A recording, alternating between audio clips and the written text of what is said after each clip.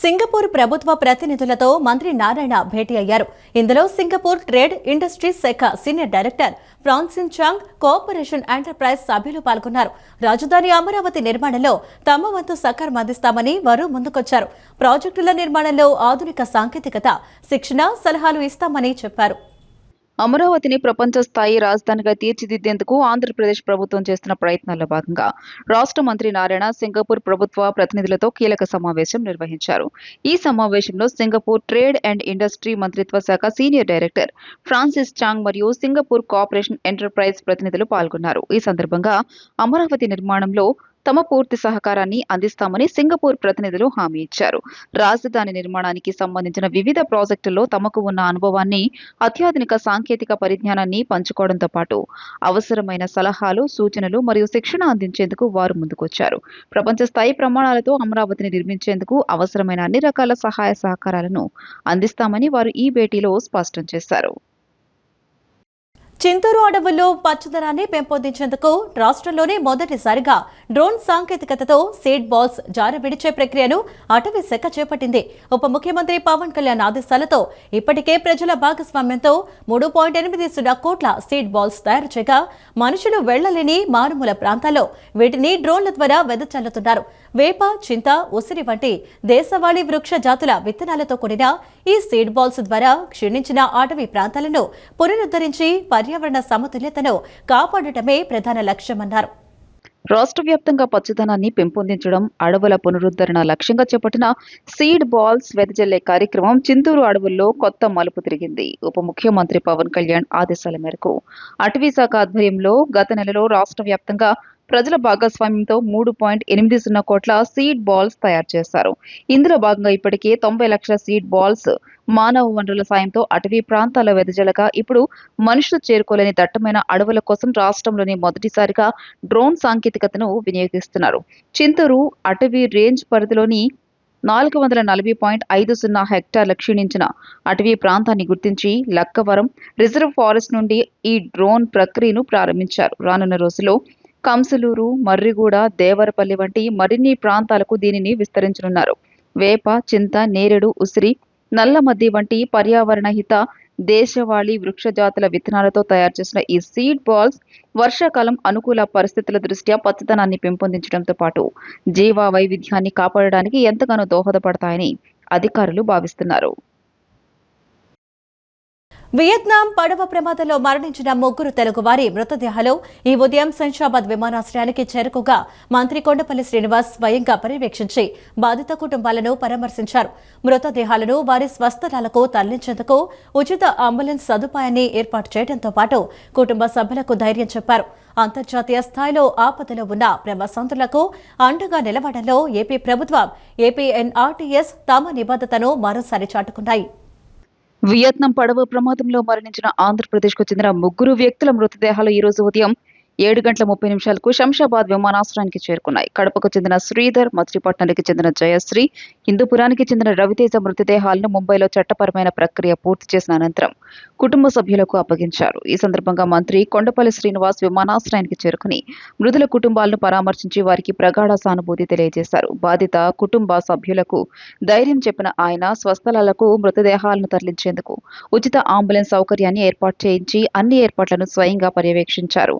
అంతర్జాతీయ స్థాయిలో అత్యవసర పరిస్థితుల్లో చిక్కుకున్న ప్రవాసాంధ్రులకు ఏపీఎన్ఆర్టీఎస్ అండగా నిలుస్తోంది. గతంలో హాంకాంగ్ విమానాశ్రయంలో పాస్పోర్ట్లు కోల్పోయిన తెలుగు కుటుంబానికి ముఖ్యమంత్రి చంద్రబాబు నాయుడు, మంత్రి నారా లోకేష్ తక్షణ సాయం అందించడం, అలాగే నేపాల్ సంక్షోభ సమయంలో ప్రత్యేక వార్ రూమ్ ఏర్పాటు చేసి తెలుగు పర్యాటకులను సురక్షితంగా స్వదేశానికి రప్పించడం వంటి ఘటనలు ఆపదలో ఉన్న వారికి ప్రభుత్వం ఎంతటి ప్రాధాన్యతనిస్తుందో తెలియజేస్తున్నాయి. ఇస్కాన్ విజయవాడ ఆధ్వర్యంలో ఈ నెల 16న జరగనున్న శ్రీ జగన్నాథ రథయాత్ర నిర్వహణకు సర్వం సిద్ధమైంది. సీతమ్మవారి పాదాల వద్ద పూరి తరహాలో భారీ సెట్ను ఏర్పాటు చేశారు.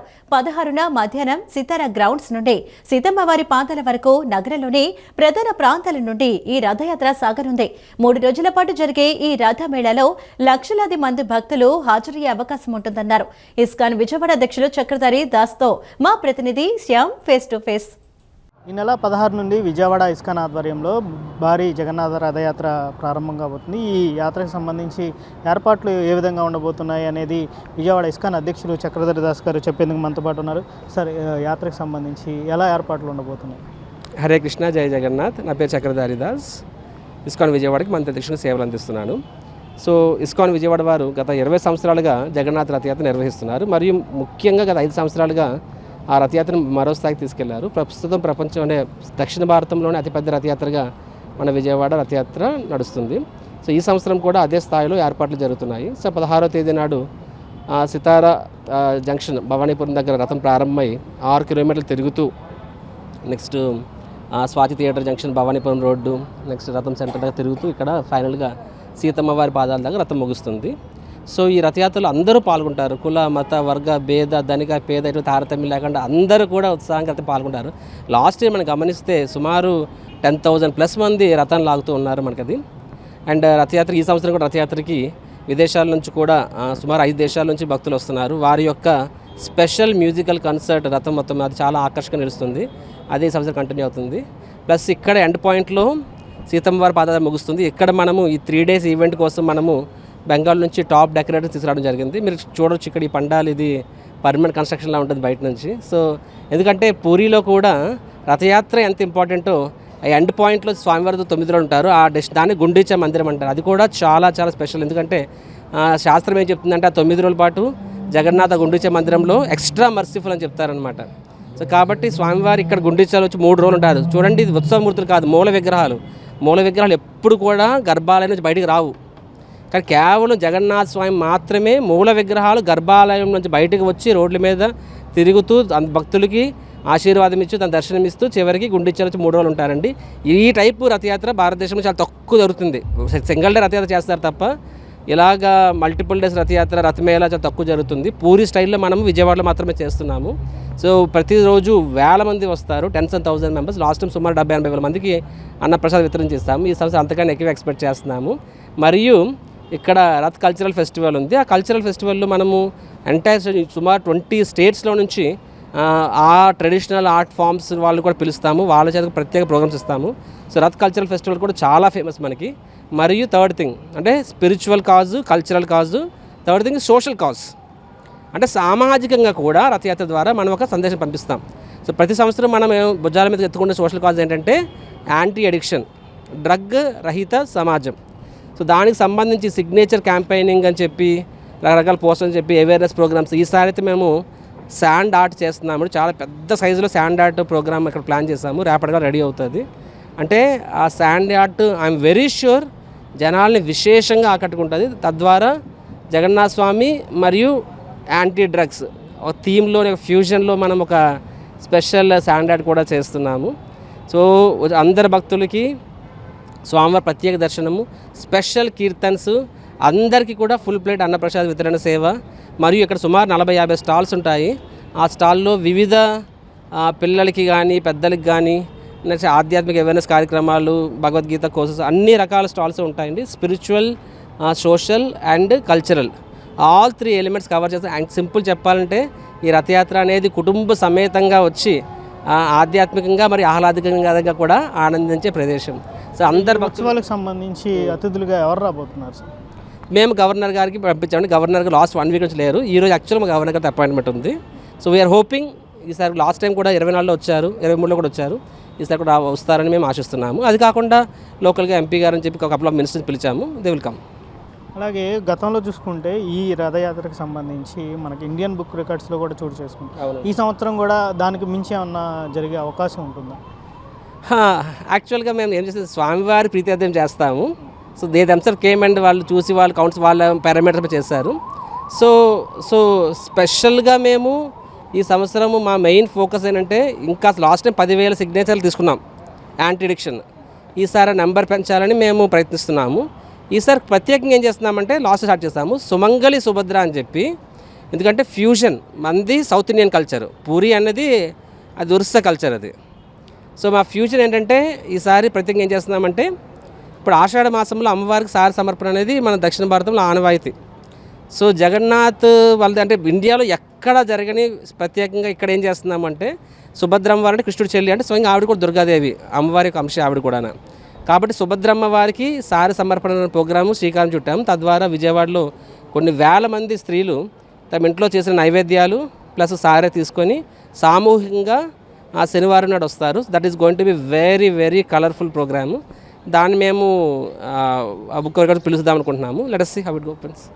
ఈసారి జరిగే ఏదైతే పూరి జగన్నాథ రథోత్సవాలు ఉంటాయో ఏ విధంగా పూరిలో అయితే జరుగుతాయి అంతకు మించి కూడా జరిగే అవకాశం ఉంటుందని చెప్పి చక్రధర్శి దాస్ వివరిస్తూ ఉన్నారు. అలాగే ఒక సోషల్ కాజ్ను కూడా ఇక్కడ మనం తీసుకొస్తున్నాం, సైకత్ శిల్పాన్ని కూడా ఏర్పాటు చేయబోతున్నాం.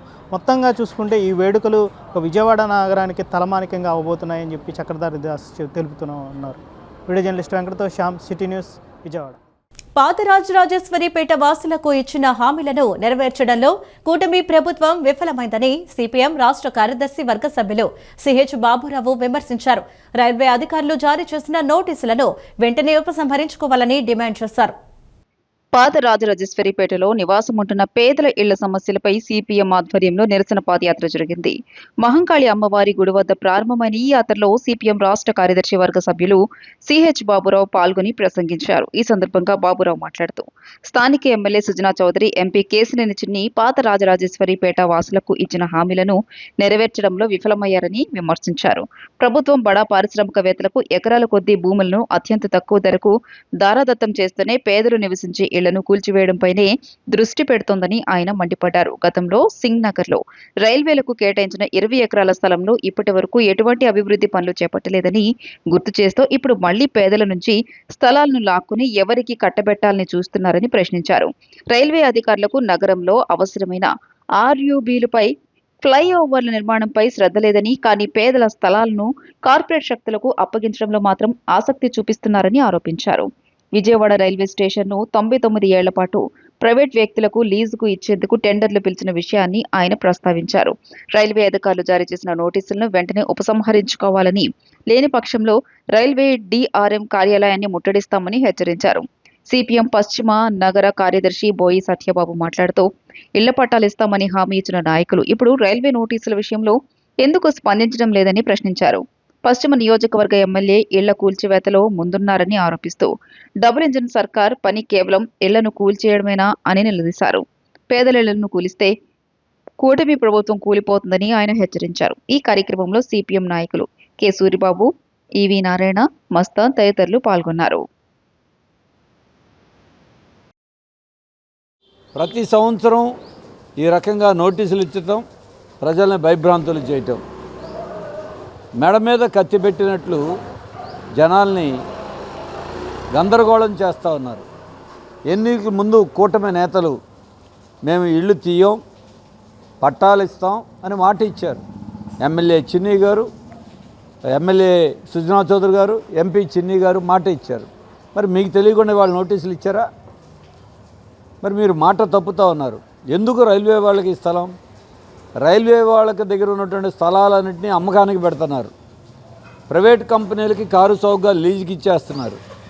ఇది ఇంతే కాదు, విజయవాడ రైల్వే స్టేషన్నే దాదాపుగా 99 సంవత్సరాల పాటు ఇవాళ లీజు ఇచ్చేశారు ప్రైవేట్ కంపెనీలకి.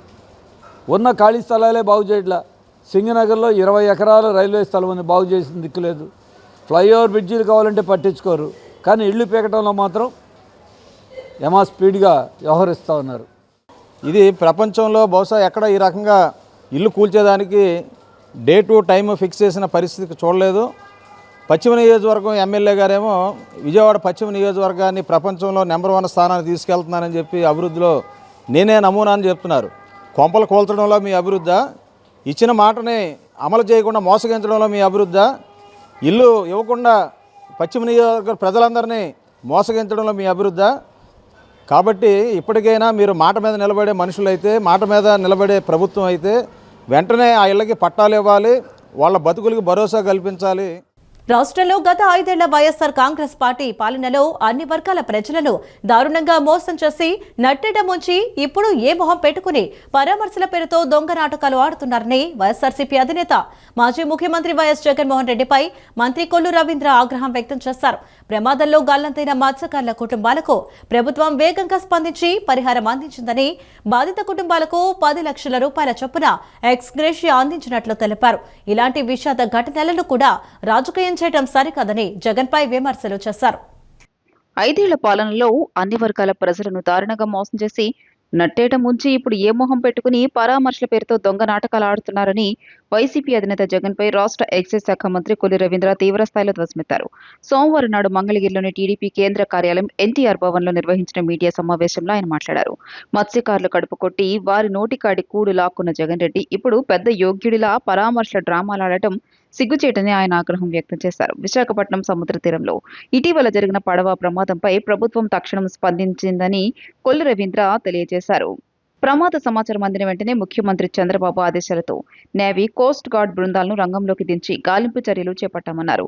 ప్రమాదం నుంచి ప్రాణాలతో బయటపడిన మత్స్యకారుడు చిన్న అందించిన సమాచారంతో 72 గంటల పాటు గాలించిన మిగతా 6గురి ఆచూకీ లభించలేదన్నారు.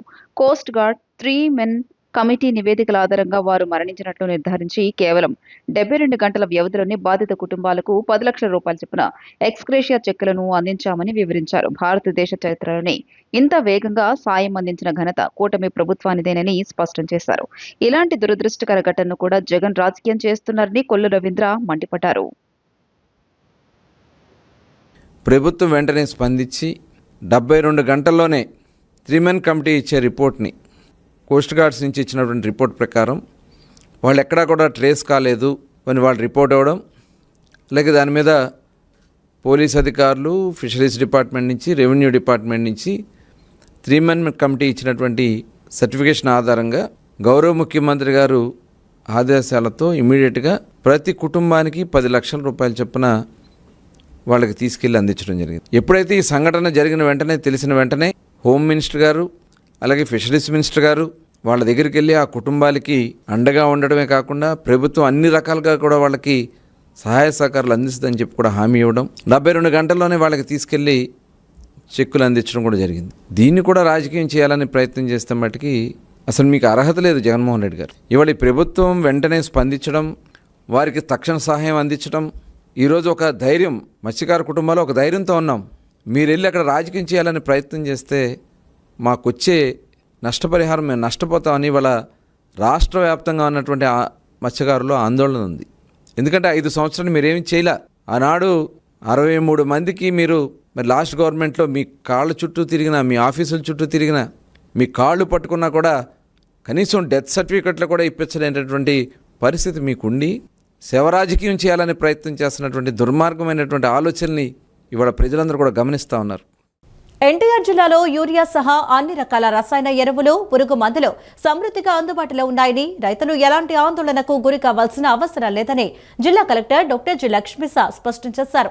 జిల్లాలో ఎరువుల కొరత ఉందంటూ ఉద్దేశపూర్వకంగా వదంతులు సృష్టించడం, అక్రమ రవాణాకు పాల్పడటం లేదా కృత్రిమ కొరత సృష్టించే ప్రయత్నాలు చేసిన వారిపై కఠిన చర్యలు తీసుకుంటామని హెచ్చరించారు. విజయవాడ కలెక్టరేట్లోని శ్రీ ఏవిఎస్ రెడ్డి సమావేశ మందిరంలో నిర్వహించిన విలేకరుల సమావేశంలో జిల్లా కలెక్టర్ జిల్లాలో ఎరువుల లభ్యత, పంపిణీ విధానం, రైతులకు అందిస్తున్న సౌకర్యాలపై వివరాలు వెల్లడించారు. ఈ సందర్భంగా జిల్లా కలెక్టర్ డాక్టర్ జి లక్ష్మీషా మాట్లాడుతూ రాష్ట్ర ప్రభుత్వం ప్రవేశపెట్టిన ఏపీఏఐఎంఎస్ యాప్ ద్వారా రైతులకు అవసరమైన ఎరువులను పూర్తిగా పారదర్శకంగా అందిస్తున్నట్లు తెలియజేశారు. ప్రతి రైతు తన భూమి విస్తీర్ణానికి అనుగుణంగా ఆన్లైన్లో నమోదైన వివరాల ఆధారంగా అవసరమైన మేరకు మాత్రమే ఎరువులు కేటాయించడం జరుగుతుందని చెప్పారు. 3 విడతలకు అవసరమైన ఎరువులను ఒకేసారి కాకుండా పంటల దశలను బట్టి విడతల వారీగా రైతులు పొందే అవకాశం హక్కుగా కల్పించామని పేర్కొన్నారు.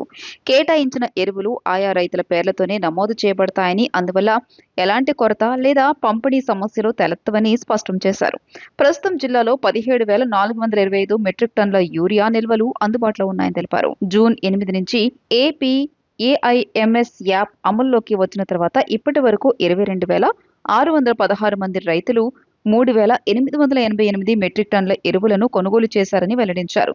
ఎరువుల విక్రయంలో ధరల నాణ్యత లేదా పంపిణీలో ఎలాంటి అవకతవకలు జరిగినా సంబంధిత డీలర్లపై లైసెన్స్ రద్దు సహా కఠిన చర్యలు తీసుకుంటామని హెచ్చరించారు. అలాగే జిల్లాలోని ప్రతి ఎరువుల విక్రయ కేంద్రంలో రైతుల ఫిర్యాదుల కోసం ప్రత్యేక ఫోన్ నెంబర్లను ప్రదర్శించడం జరిగిందని, సమస్యలు ఎదురైతే వెంటనే సంబంధిత అధికారులకు సమాచారం అందించాలని సూచించారు. దాదాపుగా 3,888 టన్స్ ఇలా ఆన్లైన్లో సేల్ చేయడం జరిగింది. దాదాపుగా 22,616 రైతులు కొనుక్కున్న ప్రతి ఒక్కరు చాలా సంతృష్టిగా ఉన్నారు, హ్యాపీగా చెప్తున్నారు. ఎస్ సార్, మనకు కావాల్సింది ఎంత, మనకు రావాల్సింది ఎంత అనేది నాకు కంప్యూటర్లో కనిపిస్తుంది, నా మొబైల్లో చూసుకొని వెళ్ళొచ్చు, నాకు తెలియకుండా నాకు ఉన్న ఫర్టిలైజర్స్ని వేరెవరు తీసుకెళ్ళలేరు. ఇది ఈవెన్ డీలర్ కూడా కావాలని కూడా డివైడ్ చేయలేడు. ఎందుకు, ఆ రైతు ఎక్స్టెంట్ ఎంత, ఆయన ఏం పంటలు వేశారు, దానికి ఎంత కావాలనేది ఆయన కూడా కంప్యూటర్లో ఉంటుంది. డివియేషన్ అవుతే ఆయన లైసెన్స్ రద్దు అవుతుంది. కాబట్టి ఇది ఒక పకడ్బందీగా బెస్ట్ సిస్టమ్ తీసుకురావడం జరిగింది. ఇది ఇప్పటికే మంచిగా అమల్లో ఉంది. వేరే జిల్లాలో కూడా చాలా బాగా చేస్తున్నారు. ఫర్ ద ఫస్ట్ టైం అక్కడ వెళితే డీలర్స్ ఈవెన్ రైతులు చెప్తున్నారు, సార్ ఇప్పుడు ఎక్కడ లైన్ కనిపించట్లేదు మనకు, వాళ్ళకి ఎప్పుడు ఫ్రీగా ఉంటే అప్పుడు వస్తారు, వాళ్ళకి కావాల్సినది ఆ యాజ్ పర్ యాప్లో ఎంత ఉందో అది పట్టుకెళ్తున్నారని చెప్తున్నారు. ఇంతకుముందు మీరు చూసాము అర్లీ మార్నింగ్ 20 లైన్లు నిలబడము, లేదా అక్కడ ఏదో బస్తాలు పెట్టడము, చెప్పులు పెట్టి లైన్లు నిలబడము, ఇటువంటి పరిస్థితి లేకుండా రైతులకి కాన్ఫిడెన్స్ వచ్చింది. ఇది ఒక మంచి పరిణామం అని మనం భావించాలి. ఇంద్రకీలాద్రిపై ఈ నెల 15 నుండి ఆగస్టు 12 వరకు జరగనున్న ఆషాఢ సారి సమర్పణ ఉత్సవాలకు అధికారులు అన్ని ఏర్పాట్లు పూర్తి చేశారు. భక్తుల సౌకర్యార్థం కనకదుర్గ నగర్లో రిజిస్ట్రేషన్, క్లాక్ రూమ్ వంటి వసతులు కల్పించడంతో పాటు దర్శన మార్గాన్ని క్రమబద్ధీకరించారు. ఉత్సవాల నిర్వహణలో ఎలాంటి ఇబ్బందులు కలగకుండా పటిష్టమైన భద్రత, ట్రాఫిక్ నియంత్రణ చర్యలపై ఆలయ అధికారులు మరియు పోలీసు విభాగం సమన్వయంతో పనిచేస్తున్నారు. ఇంద్రకీలాద్రిపై కొలువుదీరిన శ్రీ దుర్గా మల్లేశ్వర స్వామి వార్ల దేవస్థానంలో ఈ నెల 15 నుండి ఆగస్టు 12 వరకు నెల రోజుల పాటు జరగనున్న ఆషాఢ సారి సమర్పణ ఉత్సవాలకు అధికారులు సర్వం సిద్ధం చేశారు. భక్తుల రద్దీని దృష్టిలో ఉంచుకుని కనకదుర్గా నగర్లోనే క్లాక్ రూమ్, పాదరక్షల స్టాండ్, మొబైల్ కౌంటర్లను ఏర్పాటు చేశారు. భక్తులు ముందుగా కనకదుర్గా నగర్లో రిజిస్ట్రేషన్ చేయించుకుని అక్కడి నుండి క్యూ లైన్ ద్వారా మహామండపం 7వ అంతస్తుకు చేరుకోవాలి. దర్శనానంతరం 6వ అంతస్తులో సారెను సమర్పించి ఆశీర్వచనం అందుకోవచ్చని, ఆ తర్వాత 2వ అంతస్తులో అన్నప్రసాదాన్ని స్వీకరించేలా ఏర్పాటు చేసినట్లు ఈవో సీనా నాయక్ తెలియజేశారు. ఈ ఉత్సవాల నిర్వహణ, భద్రతా చర్యలు, ట్రాఫిక్ నియంత్రణపై ఆలయ అధికారులు మరియు నగర పోలీస్ ఉన్నతాధికారులు ఉన్నత స్థాయి సమీక్ష నిర్వహించారు. రిజిస్ట్రేషన్ ప్రక్రియ నుండి ఆశీర్వచనం వరకు భక్తులు కదలికలను పర్యవేక్షించేందుకు ప్రత్యేక భద్రతా ఏర్పాట్లు చేపట్టారు. ఉత్సవాలు విజయవంతంగా జరిగేలా చూడాలని, భక్తులకు ఎటువంటి అసౌకర్యం కలగకుండా పోలీస్ యంత్రాంగం పూర్తి సహకారం అందిస్తోందని అధికారులు హామీ ఇచ్చారు. 15వ తేదీ ఉదయం 7:30 ఆలయ అర్చక బృందం అమ్మవారికి మొదటిసారిను సమర్పించడంతో ఈ ఉత్సవాలు ప్రారంభం కానున్నాయి. తాను ఇటీవల చేసిన వ్యాఖ్యలు ప్రభుత్వం లేదా తెలుగుదేశం పార్టీకి వ్యతిరేకంగా కాదని, పార్టీ కోసం కష్టపడ్డ కార్యకర్తల ఆవేదనను మాత్రమే వ్యక్తం చేస్తానని ఏపీ ప్రభుత్వ విప్, గన్నవరం నియోజకవర్గ ఎమ్మెల్యే యార్లగడ్డ వెంకట్రావు స్పష్టం చేశారు. తన వ్యాఖ్యలను వక్రీకరించి కొందరు యూట్యూబ్ ఛానళ్లు, సాక్షి మీడియా తప్పుదోవ పాటించేలా ప్రచారం చేస్తున్నాయని ఆయన ఆరోపించారు. ప్రత్యర్థులతో సంబంధాలు ఉన్న వారికి ప్రభుత్వ పనులు, కాంట్రాక్టులు దక్కుతున్నాయని, కార్యకర్తల అభ్యంతరాలను మాత్రమే పార్టీ దృష్టికి తీసుకువెళ్లానని, అది పార్టీ వ్యతిరేక చర్య కాదన్నారు. కార్యకర్తలే పార్టీకి వెన్నెముక అని, వారి మనోభావాలను పట్టించుకోవాల్సిన అవసరం ఉందన్నారు. విజయవాడలోని తన కార్యాలయంలో నిర్వహించిన మీడియా సమావేశంలో ఏపీ ప్రభుత్వ విప్, గన్నవరం నియోజకవర్గ ఎమ్మెల్యే యార్లగడ్డ వెంకట్రావు మాట్లాడుతూ, ఎయిర్పోర్ట్ టెండర్ వ్యవహారంలో తన మనిషికి కాంట్రాక్ట్ ఇప్పించాలని ప్రయత్నించానంటూ సాక్షి పత్రిక, అనుబంధ మాధ్యమాలు చేస్తున్న ప్రచారం పూర్తిగా అసత్యమని ఖండించారు. తాను ఏ కంపెనీకి టెండర్ ఇప్పించాలని ఒత్తిడి తెచ్చానని లేదా సిఫార్సు చేశానని నిరూపిస్తే 5 నిమిషాల్లో ఎమ్మెల్యే పదవికి రాజీనామా చేస్తానని బహిరంగ సవాల్ విసిరారు. Airport advisory committee vice chairman గా 2 సంవత్సరాల తర్వాత జరిగిన సమావేశానికి హాజరయ్యానని, ఆ సమావేశంలోనే మిగిలిన పనులకు టెండర్ ఇవ్వడం, వ్యయం పెరగడం వంటి అంశాలు చర్చకు వచ్చాయని తెలియజేశారు. విజయవాడ, మచిలీపట్నం పార్లమెంట్ సభ్యులు కూడా దీనిపై ప్రశ్నలు అడిగారని, ప్రజాధనం ఖర్చు అవుతున్నప్పుడు ప్రజాప్రతినిధిగా వివరాలు అడగడం తన బాధ్యతేనని తెలియజేశారు. దీనిని ప్రభుత్వం వ్యతిరేక వ్యాఖ్యలుగా చిత్రీకరించడం సరైంది కాదన్నారు. ప్రభుత్వంపై అసంతృప్తి ఉంటే నేరుగా ముఖ్యమంత్రి చంద్రబాబు నాయుడికే చెబుతానని, డొంక తిరుగుడు రాజకీయాలు తనకు తెలియవని స్పష్టం చేశారు. ఎన్టీఆర్ కుటుంబాన్ని దూషించిన వారిని జగన్ ఖండించి ఉంటే ఆయన రాజకీయ స్థాయి మరింత పెరిగేదన్నారు. బూతులు మాట్లాడే నాయకులను ప్రోత్సహించడం వల్లే వైఎస్ఆర్సీపీ నష్టపోయిందని, ఇప్పటికైనా అలాంటి వారిని దూరం పెట్టాలని జగన్ కు హితవు పలికారు. విజయ డైరీలో అక్రమాలు, నిధుల దుర్వినియోగంపై రైతులు, కార్యకర్తల నుంచి అనేక ఫిర్యాదులు వచ్చాయని యార్లగడ్డ తెలియజేశారు. డైరీ నిధుల వినియోగం, ప్రకటనల ఖర్చులు, పాలకవర్గం వ్యవహార శైలిపై ప్రభుత్వం సమగ్ర విచారణ జరపాలని డిమాండ్ చేశారు. నా మనిషికి టెండర్ రాలేదని చెప్పి నేను మాట్లాడానండి. నేను ఈ కాంట్రాక్టులు టెండరు నేను ఒకవేళ అడిగినట్టు కానీ నిరూపిస్తే నా ఎమ్మెల్యే పదవిని 5 నిమిషాల్లో రాజీనామా చేసేస్తాను. 5 minutes take my challenge, Sakshi paper కానీ ఈ సాక్షి యాజమాన్యం కానీ మీకు కనీసం నేను ఇంకా మీ పార్టీలో మీ దగ్గర కొన్నాళ్ళు పనిచేశానండి, మిమ్మల్ని ఎప్పుడు వ్యక్తిగత దోషాలకు నేను దిగల. మీరు మీరు ఎవరైతే హక్కును చేర్చుకున్నారో అతను మిమ్మల్ని మీ భార్యని ఇప్పుడు సాక్షి చైర్పర్సన్ భారతి గారిని కూడా తిట్టినా మీరు పార్టీలో చేర్చుకున్నారు. నేను అప్పుడు కూడా ప్రెస్ మీట్ చెప్పి ఖండించా వైసీపీలో ఉన్నప్పుడు కూడా. అది నా క్యారెక్టర్. నేను క్యారెక్టర్ వదులుకోను అసలు ఎవరి కోసం. Character is most important. మనిషిగా పుట్టాక దినం గడితే లెక్క తనం గడవాలి. సాక్షి రాసింది ఈ తప్పుడు రాతలు కాదా అని అడుగుతున్నా. సాక్షికి బహిరంగ ఛాలెంజ్, నువ్వు కనుక నేను ఎయిర్పోర్ట్ టెండర్ కనుక నేను ఎవరికైనా ఒక కంపెనీకి ఇమ్మని కానీ, నేను పైరువీలు చేస్తే కానీ, ఎవరైనా 133 kV సబ్స్టేషన్ కట్టుకునే దగ్గరికి వెళ్ళో ఇంకోటి దగ్గరికి వెళ్ళో డబ్బులు అడిగింది కానీ, గతంలో మీ ప్రభుత్వం అధికారం ఉన్నప్పుడు నా ప్రత్యర్థి ఎలక్ట్రికల్ ఆపరేటర్ దగ్గర కూడా డబ్బులు తీసుకుని, ఎలక్ట్రికల్ ఆపరేటర్ షిఫ్ట్ ఆపరేటర్ దగ్గర కూడా 7 లక్షలు వసూలు చేసిన పరిస్థితి కానీ, నేను 24 మందికి అధికారంలోకి వచ్చినాక ఫ్రీగా ఇచ్చా తెలుగుదేశం పార్టీ కార్యకర్తలకి. ఈ సాక్షికి ఛాలెంజ్ చేస్తున్నా, నువ్వు నిరూపిస్తే నువ్వు ఈ పేపర్ని ఎలా ఇసురుతున్నానో అలా రాజీనామా చేసి పడేస్తా నా పదవికి. పిచ్చివాగుడు పిచ్చిరాతలు మానే నిజం మాట్లాడు. నేను మాట్లాడింది నేను కట్టుబడి ఉంటాను, నేను వెనక్కెళ్ళను. అసలు నేను చెప్పింది ఏంటి, నేను అధికారంలోకి వచ్చిన తర్వాత ప్రపంచంలో ఉన్న తెలుగు వాళ్ళందరూ ఆసక్తిగా ఎదురు సీట్ ఏదైనా ఉంటే అది Gannavaram, no doubt about it. Next Gudivada. అంతే తప్ప అలాంటి సీట్లో ప్రతిష్టాత్మక సీట్లో నేను పోటీ చేస్తే చంద్రబాబు నాయుడు గారు అక్రమ అరెస్ట్ అయినప్పుడు రాయనాడు పార్టీ ఎలా అవుతారని అడిగా. బాబు ఎంటర్ప్రైజెస్ మీ కాగితాలు ఇస్తా, మీరు టెలికాస్ట్ చేసి కరెక్ట్గా చేయండి. బాబు ఎంటర్ప్రైజెస్ అనేది వల్లభనేని వంశీ మోహన్ అనుచరుడు కడియాల సతీష్. నేను వైసీపీలో పనిచేసి వచ్చాను, నాకు తెలిసినంతగా ఇంకోటి తెలియదు. నువ్వు ఇంకా ఆడమాటలు అయిని ఆడనే కంటిన్యూ చేసి ఆ బూతులు ఇట్టామని చెప్తే నీ పార్టీ ఉంది ఆంధ్రప్రదేశ్ రాష్ట్ర ప్రజల ప్రయోజనాల కోసం అయితే నువ్వు తక్షణం ఆలోచించుకోవే బాబు జగన్మోహన్ రెడ్డి అని జగన్మోహన్ రెడ్డికి కూడా హితో పలికే. గొడ్డలిపాటి నేతలు అఘాయిత్యాలు చేస్తూ ఆధారాలను తారుమారు చేయడంలో సిద్ధహస్తులని ఆముదాల వలస ఎమ్మెల్యే కూన రవికుమార్ తీవ్రస్థాయిలో మండిపడ్డారు. శ్రీకాకుళం జిల్లాలో మాజీ మంత్రి సిదిరి అప్పలరాజు కుమారుడు బైక్ ను ర్యాష్ గా నడిపి దానయ్య గొర్రెల కాపరి మృతికి కారణమైతే జగన్ రెడ్డి ఆదేశాలతో ఆ నిందను వేరొకరిపై నెట్టేందుకు ప్రయత్నించారని ధ్వజమెత్తారు. వివేక హత్య కేసు తరహాలో ఇక్కడ సాక్ష్యాలు మార్చే కుట్ర జరిగిందని సీసీటీవీ ఫుటేజ్లో అప్పలరాజు కుమారుడి నిర్వాకం స్పష్టంగా కనిపిస్తోందని పేర్కొన్నారు. శ్రీకాకుళం జిల్లాలో ఇటీవల జరిగిన ఒక రోడ్డు ప్రమాదంలో మాజీ మంత్రి సీదిరి అప్పలరాజు కుమారుని రక్షించేందుకు వైసీపీ నాయకులు సాక్ష్యాలను తారుమారు చేశారని ఎమ్మెల్యే కూన రవికుమార్ ఆరోపించారు. మంగళగిరిలోని టీడీపీ కేంద్ర కార్యాలయం వేదికగా ఆయన మీడియాతో మాట్లాడుతూ నిరుపేద గొర్రెల కాపరి దానయ్య మృతికి కారణమైన వ్యక్తిని కాపాడేందుకు జగన్ రెడ్డి మార్కు రాజకీయాలను అనుసరిస్తూ మరో వ్యక్తిని నిందితుడిగా చిత్రీకరించడం దారుణమని మండిపడ్డారు. ప్రమాదం జరిగిన సమయంలో సీసీటీవీ ఫుటేజ్ లో స్పష్టంగా సీదిరి అప్పలరాజు కుమారుడే బైక్ నడుపుతున్నట్లు కనిపిస్తుండగా పోలీసులు మాత్రం నిజాన్ని దాచిపెట్టి తప్పుడు కేసు నమోదు చేయడంపై ఆయన తీవ్ర అభ్యంతరం వ్యక్తం చేశారు. వైఎస్ వివేకానందరెడ్డి హత్య కేసులో సాక్ష్యాలను మాయం చేసినట్లే ఇక్కడ కూడా అదే తరహాలో ఆధారాలను మార్చేశారని జగన్ రెడ్డి ప్రోద్బలంతోనే ఈ అరాచకాలు జరుగుతున్నాయని ఆయన ఆరోపించారు. ఈ ఘటనపై పోలీసులు సమగ్ర విచారణ జరిపి వాస్తవాలను వెలికి తీయాలని, అసలు దోషులుగా ఉన్న వారిపై కఠిన చర్యలు తీసుకోవాలని కూన రవికుమార్ డిమాండ్ చేశారు. ఈరోజు శ్రీకాకుళం జిల్లాలో మాజీ మంత్రి సీదిరి అప్పలరాజు గారి కుమారుడు అప్పలరాజు గారి కుమారుడే స్వయంగా బైక్ డ్రైవ్ చేసుకుని వెళ్లి ఒక గొర్రెల కాపర్ని రోడ్డు మీద కాపర్ని గుద్ది ఈ రోజు ఆ ప్రమాదంలో ఆ వ్యక్తి చనిపోయాడు. ఆయన యాదవ్ కులానికి సంబంధించినటువంటి వ్యక్తి, నిరుపేద. ఆయన తండ్రి మతిస్థిమితం లేనటువంటి వ్యక్తి. అతనికి 2 చిన్న పిల్లలు ఉన్నారు. ప్రమాదం జరగడం ఒక ఎత్తి అయితే, ప్రమాదం చేసినటువంటి వ్యక్తి వెంటనే జగన్మోహన్ రెడ్డి గారి సూచనలతో, జగన్మోహన్ రెడ్డి గారి ఆదేశాలతో మాజీ మంత్రిగా పనిచేసినటువంటి అప్పలరాజు గారు తన కుమారుని రక్షించడం కోసం ఇతర బిడ్డలకి, ఇతర కన్న తల్లిదండ్రులకి శోకం కల్పించే విధంగా ఇంకొక వ్యక్తిని ప్రమాదం చేశాడని చెప్పి పోలీసులకి తెలియపరచడం, ఇది ఎంత దారుణమో ఒకసారి రాష్ట్ర ప్రధానికి అందరూ అర్థం చేసుకోవాలి.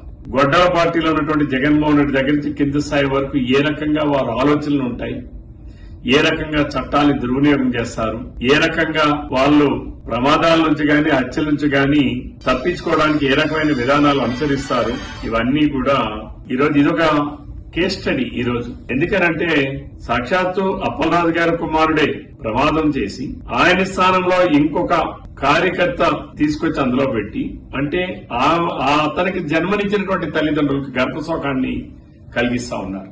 అంటే వీళ్ళకి మానవత్వం, దయా, దాక్షిణ్యాలు ఏమీ ఉండవు. గన్నవరం రావణ్ కేసులో విచారణ ముమ్మరమైంది. ఈ కేసుతో సంబంధం ఉన్నట్లు భావిస్తున్న యూట్యూబ్ ఛానల్ కో యాంకర్ గమనతో పాటు వైకాపా నేత ఉమామహేశ్వర నాయుడి సోదరుడు ఇంద్రసేన చౌదరులకు పోలీసులు నోటీసులు జారీ చేశారు. ఈ నోటీసులు మేరకు ఇద్దరు గన్నవరం డీఎస్పీ కార్యాలయానికి చేరుకుని విచారణకు హాజరయ్యారు. ప్రస్తుతం వీరిని పోలీసులు విచారిస్తుండగా రావణ్తో వీరికి ఉన్న సంబంధాల గురించి అధికారులు ఆరా తీశారు. ప్రముఖ యూట్యూబర్ బచ్చలకూరి జోసెఫ్ అలియాస్ ప్రశ్న రావణ్ కేసులో కృష్ణా జిల్లా గన్నవరం పోలీసులు దర్యాప్తును మరింత ముమ్మరం చేశారు. ఇందులో భాగంగా ప్రశ్న యూట్యూబ్ ఛానల్ సీఈఓ గమన, వైసీపీ నాయకుడు రావణ్ నివసిస్తున్న ఫ్లాట్ యజమాని ఇంద్రసేన నాయుడిని పోలీసులు సుదీర్ఘంగా విచారించారు. నోటీసులు ఇచ్చి పిలిపించిన పోలీసులు వీరిద్దరిని వేర్వేరుగా ప్రశ్నించి కీలక వివరాలను సేకరించినట్టు తెలుస్తోంది. గన్నవరం పోలీసులు ఈ కేసును ప్రతిష్టాత్మకంగా తీసుకుని విచారణ వేగవంతం చేశారు. ఇప్పటికే రావణ్ కు సంబంధించిన కార్యాలయాలు, నివాసాల్లో సోదాలు నిర్వహించి హార్డ్ డిస్క్లు, పెన్ డ్రైవ్లను స్వాధీనం చేసుకున్న పోలీసులు ప్రస్తుతం ఆ డిజిటల్ ఆధారాలను విశ్లేషిస్తున్నారు. ఆ క్రమంలోనే ఛానల్ ఆర్థిక లావాదేవీలు, రాజకీయ సంబంధాలపై స్పష్టత తెచ్చుకోవడానికి సీఈఓ గమనను, ఫ్లాట్ యజమాని ఇంద్రసేన నాయుడును విచారించినట్లు సమాచారం. రావణ్ను వెనుక ఉండి నడిపించిన వారెవరు, ఛానల్ కు నిధులు ఎక్కడి నుంచి వచ్చాయి అనే కోణంలో పోలీసులు లోతుగా ఆరా తీస్తున్నారు. ఈ వార్తలు ఇంతటితో సమాప్తం. నమస్కారం.